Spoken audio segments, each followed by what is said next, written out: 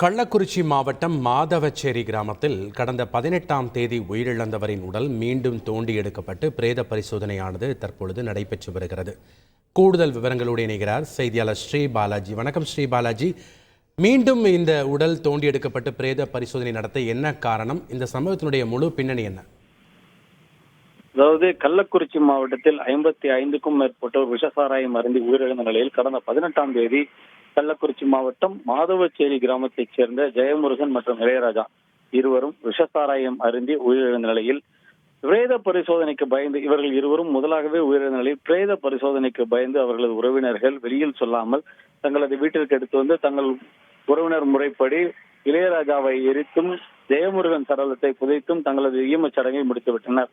இதற்கிடையே ஒருவன் பின் ஒருவராக உயிரிழப்பு அதிகரித்து தற்போது 55ஐ கடந்த நிலையில் இந்த உயிரிழப்புக்கு சுமார் 10 லட்சம் வரை நிவாரணம் அறிவிக்கப்பட்டுள்ளது. இதற்காக தங்களது குடும்ப தேவைகளுக்காகவும் எதிர்காலத்தில் தங்களது பிள்ளைகளின் படிப்புக்காகவும் இந்த நிவாரணத் தொகை கிடைக்க வேண்டும் என ஜெயமுருகன் மற்றும் இளையராஜா இருவரது குடும்பத்தினரும் நேற்று கள்ளக்குறிச்சி மாவட்ட ஆட்சியரை சந்தித்து தங்களது கணவரின் உயிரிழப்புக்கு நிவாரணம் கிடைக்க வேண்டும் என கோரிக்கை விடுத்திருந்தனர்.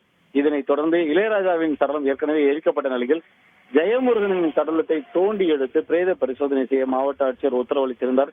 அதன்படி இன்று சின்னசேலம் வட்டாட்சியர் கமலக்கண்ணன் முன்னிலையில் முண்டியம்பாக்கம் மருத்துவக் குழுவினர் 3 மருத்துவர் கொண்ட மருத்துவக் குழுவினர் தற்போது மாதவச்சேரி பகுதியில் ஜெயமுருகன் சடலத்தை புதைக்கப்பட்ட இடத்தில் தற்போது மீண்டும் தோண்டி எடுத்து அதே இடத்தில் பிரேத பரிசோதனை செய்வதற்கான நடவடிக்கையில் ஈடுபட்டு வருகின்றனர்.